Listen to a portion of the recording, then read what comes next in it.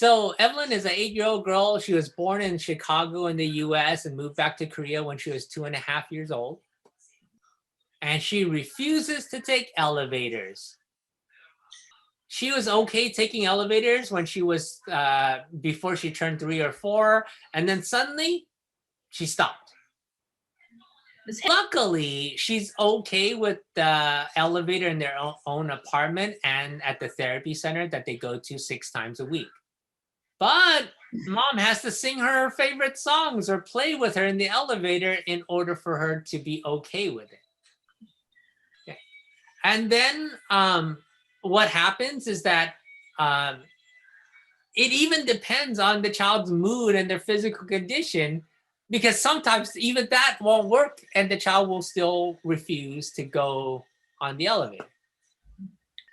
All right, so now based on the parent observations, she thinks that the child is more afraid of the doors opening and closing rather than the going up and down in the elevator itself.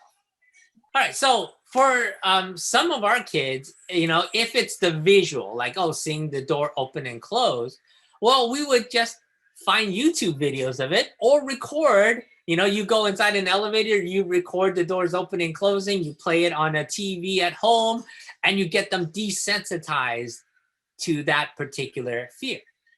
Now, when I target this in real life, what I do is I make sure I target it every single day. We're going to a new place with a new elevator, and we're going to practice you getting comfortable going into those elevators.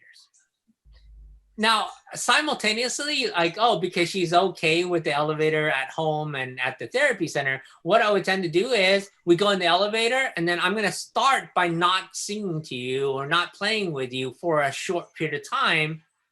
And then when you're good, I'll start playing with you or start singing songs. And then what I'm going to do is I'm going to slowly grow the time that there's no interactions between us, and that you're going to be okay with that before I start in, and you're going to grow that time until it's the length of the elevator ride, and then you'll do it for reinforcement when you're out of the elevator.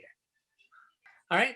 Now, the other thing is when you're targeting this skill, don't look at going over multiple floors. What you're looking at is you're in and out of the elevator all the time. Okay, we're going to go up one floor. You come out, you reinforce them, you play with them, or you go back in the elevator, you go down one floor, It's about the amount of practice and amount of desensitization that you're doing with the child, not about riding the elevator for a long period of time. It's just getting them comfortable going in and out of those elevators, going one floor.